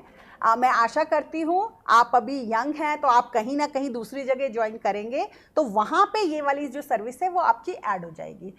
जो यहाँ पर हमारे यंग जो व्यूअर्स हैं, जो यंग लोग यहाँ पे आए हैं, उन सबसे मेरा एक हम्बल रिक्वेस्ट है, प्लीज़ पेंशन से विड्रॉल बेनिफिट मत लिया कीजिए, पेंशन की सर्विस को इकट्ठा होने दिया कीजिए। विड्रॉल बेनिफिट कितना मिलता है, छोटा सा अमाउंट मिलता है, वो लोग आप इमीडिएटली खर्च कर देंगे, नया मोबाइल फ़ोन ले लेंगे या कुछ और खर्चा कर लेंगे। लेकिन पेंशन इज़ अ रिक्वायरमेंट, जब आपकी ओल्ड एज होगी, whatever little amount you are receiving, but उस वक्त जब जॉब नहीं है, वो आपके लिए एक तरीके से आपका एक सहारा होगा कि हाँ कम से कम इतना पैसा आ रहा है। तो प्लीज़ विड्रॉल बेनिफिट मत लीजिए, अपनी सर्विसेज को इकट्ठा कीजिए पेंशन के अंदर, ताकि जिस दिन आप पेंशन लेने जाएं आपकी 20-30 साल की सर्विस हो। कई लोग हमारे पास आके बोलते हैं हमारी पेंशन बहुत कम बनी, जब हम उनका डाटा देखते हैं तो हमें पता चलता है पहली जगह ज्वाइन किया विड्रॉल ले लिया, दूसरी जगह ज्वाइन किया विड्रॉल ले लिया, फाइनली पेंशन में सिर्फ 10 साल की जो मिनिमम सर्विस है वही हुई तो 10 साल की पेंशन भी कम बनेगी, जिसकी 30 साल की सर्विस होगी उसकी पेंशन ज़्यादा बनेगी। तो प्लीज़ आप ये सर्विस ऐड करते रहिए एंड आई होप कि फ्यूचर में आपकी सर्विस इसमें फर्दर ऐड हो और फाइनली एक दिन आपको ईपीएस से पेंशन का लाभ मिले। बिल्कुल, बहुत अच्छी बात है और आप लगातार सवालों के जवाब दे रही हैं, बहुत इफ़ेक्टिवली दे रही हैं, बहुत क्लैरिटी के साथ दे रही हैं, ये बहुत बड़ी बात है। मुझे उम्मीद है कि हमारे जो दर्शक हमको देख रहे हैं और जो सुन रहे हैं वो इस बात को अप्रिशिएट करेंगे कि मैडम जो है वो जवाब बिल्कुल क्रिस्पी और क्लियर जवाब हैं। मेरी तरफ से एक सवाल भी है, मैं भी पूछना चाहता हूं कि अगर किसी पेंशनर की का बैंक अकाउंट बंद हो जाता है और दूसरा बैंक अकाउंट खोलता है तो उसको क्या करना चाहिए नए बैंक अकाउंट में पैसा लेने के लिए? उसको नए बैंक अकाउंट में पैसा लेने के लिए हमारे ऑफिस के पास आना पड़ेगा, उसको एक एप्लीकेशन देनी पड़ेगी, जहाँ से भी उनका पेंशन जा रहा है वहाँ आपको बताना पड़ेगा। तो नॉर्मली उसमें प्रोसीजर ये होता है कि जब आप एक बैंक अकाउंट बंद कराते हैं तो पीपीओ जो ऑलरेडी उस लिंक ब्रांच के पास होगा जहाँ से वो पेंशन डिसबर्स हो रही थी, वो लिंक ब्रांच पहले आप वहाँ जाएंगे, कहेंगे मैंने अकाउंट यहाँ बंद करा दिया है, मैं अब दूसरी जगह से पेंशन लेना चाहता हूँ, दूसरी ब्रांच से, चाहे वहीं उसी ऑफिस से या किसी दूसरी ऑफिस के अंडर। तो वहां से पीपीओ वापस आएगा उसमें लिख के आएगा कि कहां तक की आपकी पेंशन जा चुकी है, फिर हम आपका दोबारा से जो बैंक अकाउंट चेंज करके नया पीपीओ जनरेट करके दूसरे बैंक को भेजेंगे। तो आपको हमारे ऑफिस को बताना पड़ेगा। लेकिन यहाँ मेरा वही रिक्वेस्ट है अगेन कि आपको अगर पेंशन मिलनी शुरू हो गई है तो नॉर्मली आप उस बैंक अकाउंट को बंद ना कराएं, उसको कंटिन्यू रखें, ताकि आपको बिना किसी, इसमें टाइम लगेगा, आपका एक जगह बंद होगा दूसरी जगह शुरू होगा, हो जाएगा, लेकिन अगर आप उसी को कंटिन्यू रखते हैं तो आपको कोई एक ये वाला काम आपका हट जाएगा। बिल्कुल ठीक है, आपने फिर से एक और दर्शक के सवाल का जवाब दिया और बहुत अच्छी तरह समझा दिया। मैं देख रहा हूँ अभी तक हम लोगों ने जो जवाब दिए हैं वो उन लोगों को अधिकतर वो लोग हैं जिनको पेंशन अभी नहीं मिली है और पेंशन मिलने वाली है, आगे वो पेंशनर बनने वाले हैं जो अभी मेंबर हैं। एक दो सवाल ऐसे आते हैं जो कि पेंशनर्स पूछते हैं। मुझे एक सवाल दिखा है अभी यहाँ पे कि जो लाइफ सर्टिफिकेट है उसके बारे में एक सवाल है धीरज जोशी जी का। Dear ma'am, facing problem every year in submission of life certificate for pension, please suggest correct procedure. अब देखिए, इसका जवाब तो मैं भी दे सकता हूँ आपको कि जो प्रॉब्लम आ रही है वो प्रॉब्लम किस वजह से है और क्या प्रॉब्लम ये तो आपने नहीं बताया, लेकिन हमने डिजिटल लाइफ सर्टिफिकेट पे एक पूरा वीडियो बनाया है जो हमारे यूट्यूब चैनल पर है और उसमें हमने पूरा प्रोसीजर एक्सप्लेन किया हुआ है कि आप कैसे करें। दूसरी बात मैं ये बताना चाहूँगा कि डिजिटल लाइफ सर्टिफिकेट या कोई भी लाइफ सर्टिफिकेट है वो 1 साल तक वैलिड होता है from the date of submission. अगर आपने 1 अप्रैल 2023 को जमा किया था तो 31 मार्च 2024 तक वैलिड रहेगा और आपको उसके बाद नया लाइफ सर्टिफिकेट देना पड़ा। I am right? मैं ठीक हूँ? बीच में भी अपडेट कर सकते हैं, बीच में अपडेट कर सकते हैं, बट जरूरत नहीं है। आपके प्रश्न का मैं जवाब देना चाहूंगी and thank you for asking this question, क्योंकि इस विषय पे मैं बात करना चाह रही थी लाइफ सर्टिफिकेट के, ये बहुत इंपॉर्टेंट है। आप मानेंगे नहीं, हम लोग खुद इस बात से बहुत परेशान रहते हैं कि हमारे पेंशनर लाइफ सर्टिफिकेट अपडेट क्यों नहीं कर रहे। हम चाहते हैं कि आप लोग टाइम पे अपडेट कर दें ताकि हम आपको पेंशन लगातार भेजते रहें। आपने अपने प्रश्न में कहा कि आपको डीएलसी में हर साल प्रॉब्लम आ रही है, ये होना नहीं चाहिए, क्योंकि अभी हमारा जो प्रोसीजर है वो मैं आपको एक्सप्लेन करती हूँ। जब फर्स्ट टाइम कोई मेंबर डीएलसी कराता है उस समय दिक्कत आ सकती है, क्योंकि उस समय क्या होता है, जब फर्स्ट टाइम उसका डीएलसी आता है, जिस भी आधार के बेसिस पे वो डीएलसी आया होता है, हम वहाँ के जो डिटेल हैं वो अपने डाटाबेस से मैच करते हैं। ये ऑटोमेटिकली होता है, कोई ह्यूमन इंटरवेंशन नहीं है। तो अगर आपका नाम, आपकी डेट ऑफ बर्थ और आपका पीपीओ नंबर, बैंक अकाउंट, ये जो 3 चीजें हैं, basically date of birth, PPO number, bank account, ये अगर आपका टैली हो जाता है तो हमारा सिस्टम ऑटोमेटिकली उस आधार को सीड कर देता है आपके पेंशन अकाउंट में। आपके पेंशन अकाउंट के आगे वो आधार नंबर दर्ज हो जाता है और आपका उस बार का लाइफ सर्टिफिकेट तो अपडेट हो जाता है। उसके बाद आप जब भी लाइफ सर्टिफिकेट देंगे वो ऑटोमेटिकली सिर्फ आधार नंबर के बेसिस पे ही, फिर वो दोबारा से टैली नहीं करेगा आपका डाटा, क्योंकि एक बार आपका डाटा टैली हो चुका है। अब कई केस में ये आता है क्योंकि आधार में डेट ऑफ बर्थ कई बार अलग होती है, पीपीओ हम बहुत पहले इशू कर चुके थे, कई लोग हमारे इतने पढ़े लिखे नहीं हैं जो हमारे जिन लोगों को हम पेंशन दे रहे हैं, या किसी और वजह से आधार में उनका डेट ऑफ बर्थ अलग होता है, हमारे पीपीओ में अलग होता है। तो इन सब केस में ऑटोमेटिकली मैचिंग नहीं हो पाती और ये केस फिर हमारे फील्ड ऑफिस में जाते हैं जहां डीलिंग हैंड ये देखते हैं कि जो बाकी डिटेल्स हैं वो क्या लगभग मैच कर रहे हैं या नहीं, एंड देन ही डिसाइड्स कि इसको एक्सेप्ट करना है या रिजेक्ट करना है। अगर उसको ये लगता है कि बाकी सारे डिटेल मैच कर रहे हैं, सिर्फ this is the only problem, तो 3 साल तक का इधर से उधर हम अलाउ कर देते हैं और डीएलसी अपडेट हो जाता है। अब जहां पे डीएलसी अपडेट नहीं होते उनके रीजंस हमने पता करने की कोशिश की, तो जो सबसे बड़ा रीजन है वो ये निकल के आया कि जब आप लोग डीएलसी भरते हैं, पेंशनर डीएलसी भरता है, तो उसे लास्ट में एक ऑप्शन देना होता है, डिटेल देना होता है कि वो ये डीएलसी किस पर्पस के लिए भर रहा है। वहां पे आपको पीपीओ सेलेक्ट करना होता है कि मैं पीपीओ के लिए, अपनी पेंशन पेमेंट के लिए ये डीएलसी भर रहा हूं। कई लोग गलती से उसमें बैंक टिक कर देते हैं कि मैं बैंक के लिए डीएलसी कर रहा हूं। जब भी आप ईपीएस के लिए, पेंशनर के लिए आप डीएलसी अपडेट कर रहे हैं, तो कृपया वहां पे सेलेक्ट करिए कि मैं पीपीओ के लिए डीएलसी कर रहा हूं, इस पीपीओ नंबर के लिए मैं ये डीएलसी का जो पूरा प्रोसीजर कर रहा हूं ये इसलिए कर रहा हूं। जो आपने कहा कि ये इजी कैसे हो सकता है, तो अब तो घर बैठ के आप कर सकते हैं। अगर आपके पास नहीं है, आपके बच्चों के पास है या कोई पड़ोस में जिसके पास स्मार्टफोन है, तो स्मार्टफोन में आप ऐप में जाके फेस ऑथेंटिकेशन टेक्नोलॉजी, मतलब आप उसे अपने चेहरे के सामने रखेंगे, वो आपके चेहरे को स्कैन करेगा और वो मिला के ऑटोमेटिकली आपका डीएलसी हो जाएगा। तो प्लीज आप इसको यूज करें। इसके लिए आपको कहीं जाने की जरूरत नहीं है, आपको हमारे ऑफिस में आके लाइन में खड़े होने की या किसी बैंक में जाके, ब्रांच में जाके लाइन में खड़े होने की कोई जरूरत नहीं है। आप घर बैठ के आपके जो भी बच्चे हैं, पोते हैं, पड़ोसी है, जिसके पास भी स्मार्टफोन है, उसको आप एक बार रिक्वेस्ट करिए कि वो आपका ऐप के थ्रू, जीवन प्रमाण ऐप के थ्रू, उमंग में जाके भी ये हो जाता है, वहां जाके फैट के थ्रू, फेशियल ऑथेंटिकेशन टेक्नोलॉजी से आपका डीएलसी कर दे। ये आसानी से हो जाता है और ये आप कभी भी कर सकते हैं। आप जब भी करेंगे, जरूरी नहीं है आप वेट करें कि मैंने पिछला वाला कराया था तो अब मैं 11 महीने बाद ही कराऊं। आप 10 महीने बाद कर सकते हैं, हम आपका अपडेट कर देंगे, तो आपकी पेंशन एक भी महीने के लिए नहीं रुकेगी, लगातार आपका पेंशन पेमेंट जाता रहेगा। तो प्लीज अगर आप ये सीख जाएं तो आपके जो बुजुर्ग मित्र आपस में हो या आप बैंक में जाते हो वहां आपको बाकी पेंशनर मिले तो उन्हें भी बताइएगा। हम सच में चाहते हैं कि सब लोगों के डीएलसी अपडेट हो। यदि आपकी जान पहचान में कोई ऐसा ईपीएफओ का पेंशनर हो जो अशक्त है, हॉस्पिटलाइज्ड है या बेड रिडन है और वो नहीं जा पा रहा, तो वहां भी ये फैट के थ्रू घर बैठे बैठे उनका डीएलसी अपडेट हो सकता है। प्लीज वो करिए, अदरवाइज आप हमारे नियरेस्ट पीएफ ऑफिस से असिस्टेंस भी मांग सकते हैं। हम बार बार अपने ऑफिसर्स को ये लिखते रहते हैं कि आप लोगों के घर जाके भी करिए, कहीं से भी जाके।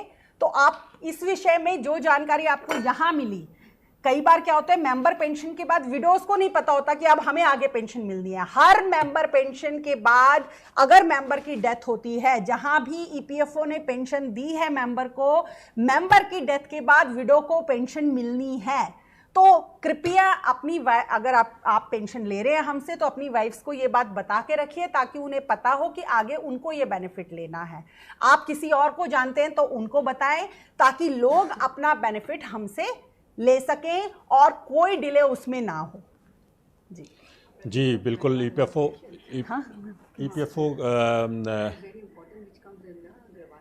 जी जी जी जी ma'am. Ma'am is asking one question. Sahira Sangma madam is also here, she is the ACC CSD जो आप सब लोगों की शिकायत पे काम करते हैं। जी ma'am please. So often we receive grievances where the persons withdraw their money when they're still working and they join some another establishments. Then the moment they come to know that when they're going to club together, they will be having more benefits. Then they want to refund they want to refund contribution. the money. So I would like you to highlight and clarify them why it's so important not to withdraw the amount. जी madam ने ये बताया कि उनके पास बहुत सारी grievances आती हैं जहां लोग पहले तो पेंशन से विड्रॉल बेनिफिट ले लेते हैं जब वो यंग होते हैं, 30s में होते हैं, 40s में होते हैं, और जब वो 50 साल के पार होते हैं और उनको सामने नजर आने लग जाता है कि हाँ अब कुछ सालों में हम रिटायर होने वाले होते हैं, तब वो हमारे पास ग्रीवेंस देते हैं कि क्या हम पहले का पैसा जमा करा दें, हमने विड्रॉल बेनिफिट गलती से ले लिया था, हमें पता नहीं था, प्लीज इसे वापस ले लीजिए। तो इसीलिए मैं फिर से, पहले भी मैंने एक बार आपसे रिक्वेस्ट की थी, मैं आप सबसे रिक्वेस्ट करती हूँ, प्लीज विड्रॉल बेनिफिट मत लीजिए, पेंशन का जो स्कीम में ही रहने दीजिए। इस स्कीम में जितना आपका सर्विस ज्यादा होगा उतना ज्यादा आपको पेंशन मिलेगी, तो उसे बढ़ने दीजिए। सेकेंडली, ऐसा रिक्वेस्ट अंडर स्कीम जहां आपने पहले निकाल लिया और बाद में आपने पेंशन में रिटेन किया, वहां हम आपकी ऐसी रिक्वेस्ट को एक्सेप्ट नहीं कर सकते। हां, जहां इसका उल्टा है कि आपने पहले जहां काम किया वहां 10 साल से ज्यादा किया था तो आपको स्कीम सर्टिफिकेट मिला था, पर गलती से आपने उससे बाद की सर्विस का विड्रॉल ले लिया, उन केसेस में हम अलाउ करते हैं, क्योंकि वहां आपको as per scheme provision withdrawal benefit मिलना ही नहीं चाहिए था। क्योंकि जहां 10 साल से ज्यादा की सर्विस हो जाती है, मेंबर को विड्रॉल बेनिफिट नहीं मिल सकता। तो क्योंकि वो भले ही आपकी गलती हो, एम्प्लॉयर की गलती हो, हमारे ऑफिस की गलती हो, ऐसे केसेस में हम अलाउ करते हैं। लेकिन जहां आपने पहले विड्रॉल ले लिए और पहले आपने सर्विस इकट्ठी नहीं की, बाद में आप सोचते हैं, वहां स्कीम के अंडर आप ऐसा नहीं कर सकते। तो kindly do not take withdrawal benefit. Withdrawal benefit का अमाउंट कोई बहुत ज्यादा नहीं होता है as compare to pension. That benefit is not good, और वो कहीं आपके इतना ज्यादा यूज नहीं आएगा जो आपके पेंशन आपके काम आएगी। जितना भी काम आएगी पेंशन एक टाइम के बाद, when you will not be working, you will not be getting any salary, this pension is going to be a basic old income or old age income support for you. Thank you. और ये Facebook से एक सवाल और ले लिया जाए, क्योंकि यूट्यूब से बहुत सारे सवाल हो गए। इनमें अतुल माथुर जी हैं, ये फेसबुक पे पूछ रहे हैं कि madam, I retired 58 years completed in May 2017. In higher wages, up to what period EPFO will charge interest? देखिए, जो हायर पेंशन का ऑप्शन अलाउ हुआ है वो सुप्रीम कोर्ट ने इन ल्यू ऑफ पीएफ अलाउ किया है। अगर आप जजमेंट पढ़ें तो जजमेंट में यही कहा गया है कि जो भाई पैसा आपके पास पीएफ में है, आप वो डाइवर्ट करके उसके बदले में मेंबर ऑप्ट कर सकता है पेंशन लेने की। और उसी में उन्होंने कहा कि भाई अगर किसी ने ले भी लिया पैसा, पीएफ में नहीं रखा, तो वो पैसा तो आप वापस ले सकते हैं और फिर आप पेंशन दे सकते हैं। तो अगर हमारे पास वो पीएफ में पैसा रहता, मान लीजिए आपने ये हायर पेंशन के लिए उस समय विड्रॉल नहीं लिया होता पीएफ से, हमारे पास ही पैसा रहता, तो हम इस पे हर साल इंटरेस्ट अर्न करते टिल हम आपकी पेंशन स्टार्ट करते, हमारे पास हमेशा। तो इसलिए अगर आपने निकाल लिया तो हम पैसे पे जो इंटरेस्ट लेंगे वो भी अभी तक का पूरा लेंगे। तो आप जिस भी दिन जमा कराएंगे, जिस भी महीने में जमा कराएंगे, उस महीने तक का पूरा पीएफ का इंटरेस्ट आपको देना होगा। वो हम आपको लिख के देंगे। जो हमारे डिमांड लेटर्स जा रहे हैं उसमें हम आपको अमाउंट दे रहे हैं। हम अगले तीन महीने का आपको टाइम दे रहे हैं कि 3 महीने के अंदर आप ये पैसा जमा करा दीजिए, और लिख के दे रहे हैं कि पहले महीने में अगर आप जमा कराएंगे तो आपको इतने पैसे देने होंगे, अगर आप दूसरे महीने में जमा करा रहे हैं तो आपको ये अमाउंट देना है, और अगर आप तीसरे महीने में देंगे तो this will be the amount. वो सारा कैलकुलेशन करके हम आपको देंगे। दे रहे हैं, बिल्कुल ठीक है। छोटे छोटे से 1-2 सवाल और ले लेते हैं मैडम। कि एक श्री कृष्ण जी हैं, वो पूछ रहे हैं कि 40% डिसेबिलिटी होने पे पेंशन ले सकता हूँ क्या?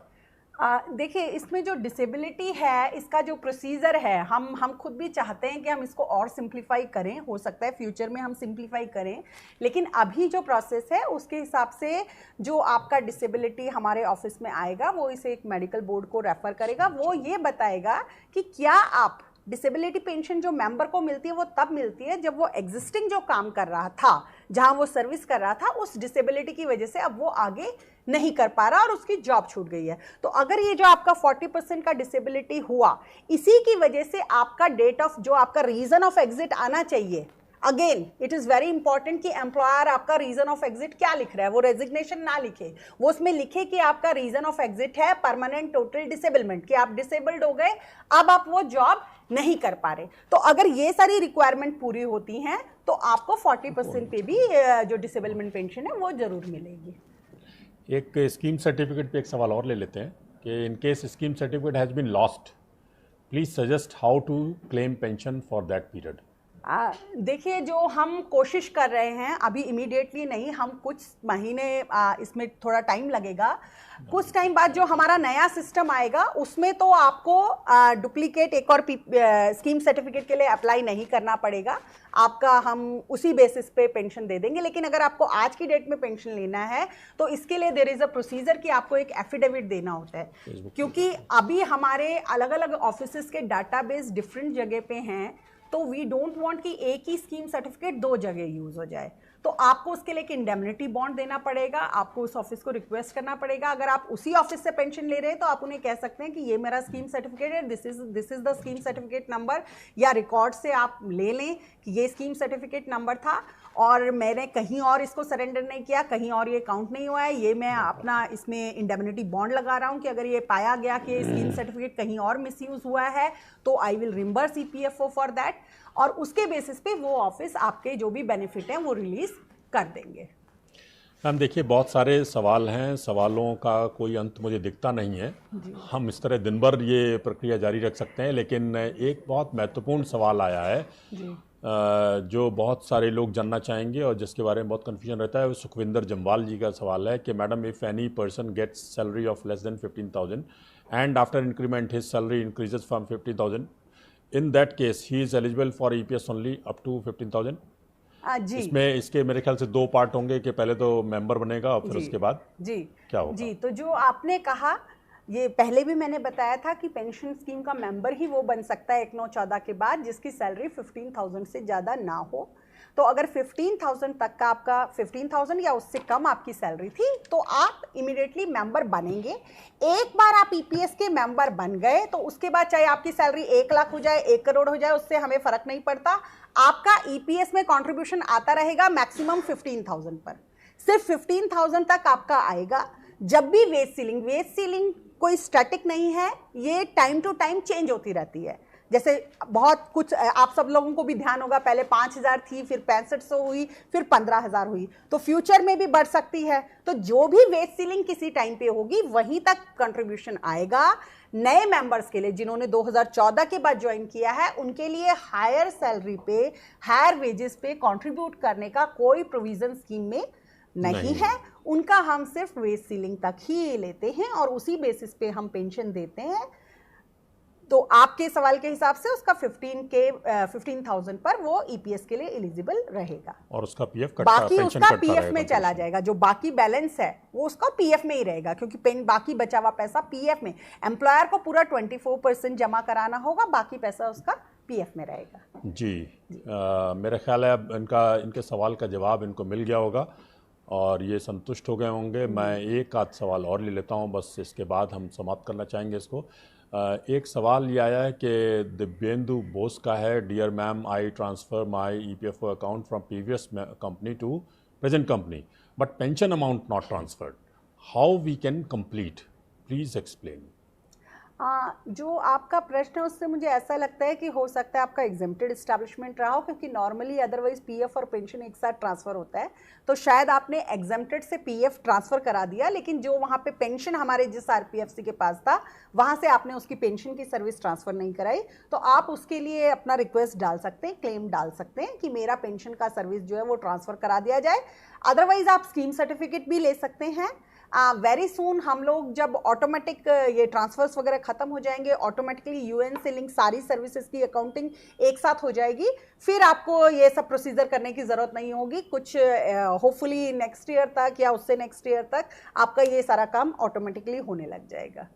जी, एक सवाल ध्रुव है लखपतिया जी, इनका सवाल है, if my company is changed then what do I need to do if my new employer is a private trust as per EPFO guidelines? You mean, I think Dhruv आप ये कहना चाह रहे हैं कि वो एग्जेम्प्टेड ट्रस्ट है। तो मेरा सबसे पहली बात, तो जब भी आप जॉब चेंज करते हैं तो प्लीज़ नई कंपनी में जाके अपना पुराना पीएफ नंबर, पुराना ईपीएस नंबर को डिस्क्लोज करिए, क्योंकि अदरवाइज क्या होगा कि आपके नए एम्प्लॉयर को अगर पता नहीं होगा आपके पुराने एम्प्लॉयमेंट का, तो हो सकता है वो आपका पेंशन का कंट्रीब्यूशन जमा कराना बंद कर दे, है ना। तो वो कल को कॉम्प्लिकेट होगा, केसेस कॉम्प्लिकेट होते हैं, फिर उनको रिजॉल्व करने में हमारा भी टाइम लगता है, आप लोगों का भी टाइम और एफर्ट लगता है, एम्प्लॉयर का भी टाइम और एफर्ट लगता है, सब लोग परेशान होते हैं। तो आप जब भी किसी दूसरी जगह ज्वाइन करें तो उन्हें बताएं कि हम ऑलरेडी पेंशन स्कीम के मेंबर हैं, पीएफ के मेंबर हैं, ये हमारा मेंबरशिप अकाउंट नंबर था, ताकि नया एम्प्लॉयर भी आपके डिटेल को सारों आपका ईसीआर लगातार भरता रहे, पेंशन में आपका कंट्रीब्यूशन जमा कराता रहे। पेंशन से एग्जेम्पशन हमने क्या कहते हैं, सिर्फ इस समय प्रैक्टिकली एक ही इस्टेब्लिशमेंट के पास है, अदरवाइज आप मान सकते हैं किसी को भी एग्जेम्पशन नहीं मिला है। तो जो पीएफ एग्जेम्प्टेड भी हैं उन्हें पेंशन का पैसा आरपीएफसी के पास ही जमा कराना होता है। तो आपके केस में भी आपका पेंशन का जो पैसा है, क्योंकि आप पीएफ एग्जम्प्ट में चले गए हैं, पीएफ भले ही एम्प्लॉयर मेंटेन कर रहा हो, उसे पेंशन का पैसा हमारे पास जमा कराना है, और वो सारी सर्विस आपकी ऐड होके फाइनली जिस दिन आप रिटायरमेंट एज में पहुंचेंगे हम आपको उसका पेंशन देंगे। जी, मैं आखिरी सवाल एक लेना चाहूँगा और इसके बाद इस सेशन को हम क्लोज करेंगे। ये पूछ रहे हैं मोहन राव गोसाला कि can I change my present pension disbursing RPFO to another RPFO ma'am. इसका रीज़न इन्होंने नहीं बताया कि क्यों करना चाहते हैं, फिर भी अगर कुछ जवाब देना चाहें आप तो। जी, आप कर सकते हैं। There is a procedure, transfer out का होता है, जो मैंने पहले भी बताया था। मान लीजिए अभी आप दिल्ली से पेंशन ले रहे हैं, लेकिन अब आप दिल्ली में नहीं रहना चाहते, आप वापस अपने बिहार में किसी गांव में जाके रहना चाह रहे हैं, या आप कलकत्ता सेटल होना चाहते हैं, तो आप जब वहां जाते हैं तो आप रिक्वेस्ट डाल सकते हैं कि मैं जो पेंशन है अब मैं इस जगह से लूंगा। उसमें आपको बस 2 चीज का ध्यान रखना होगा। पहली बात कि जो पेंशन के बैंक अकाउंट हैं वो हमारे अलग अलग क्षेत्रीय कार्यालय के अलग अलग हो सकते हैं। ये हो सकता है कि एक बैंक जिससे आप अभी पेंशन ले रहे हैं उस बैंक के माध्यम से आपको नई जगह पे पेंशन नहीं मिल पाए, तो आप वो पहले हमारे यहाँ से चेक कर सकते हैं, कॉल सेंटर में फ़ोन कर सकते हैं, वेबसाइट में भी हम लोग ये इन्फॉर्मेशन जल्दी ही डाल देंगे कि किस रीजनल ऑफिस के अंदर कौन से पेंशन जो डिस्बर्सिंग बैंक्स हैं, तो आप उस बैंक में वहां पे अकाउंट खुला सकते हैं। ये वाला आरपीएफसी यहां से आपका पीपीओ वहां ट्रांसफर करेगा, वहां जाके आपका नया पीपीओ जनरेट होगा और आपको उस जगह से पेंशन मिलनी शुरू हो जाएगी। तो ये आप कर सकते हैं, आसानी से कर सकते हैं। और फ्यूचर में, अगेन मैं बार बार फ्यूचर की बात कर रही हूँ कि जो लोग फ्यूचर में आएंगे, होपफुली हम लोग फिर ऑल इंडिया से डिस्बर्समेंट करने लग जाएंगे, तो ये इशू आएगा ही नहीं आपका कहीं भी। और आप एक चीज और कहना चाहूंगी कि आप आरपीएफसी को क्यों बदलना चाह रहे हैं, क्योंकि आपका जो बैंक अकाउंट है अगर उसमें पेंशन आ रहे हैं तो आपको बेसिकली सिर्फ डीएलसी कराना है।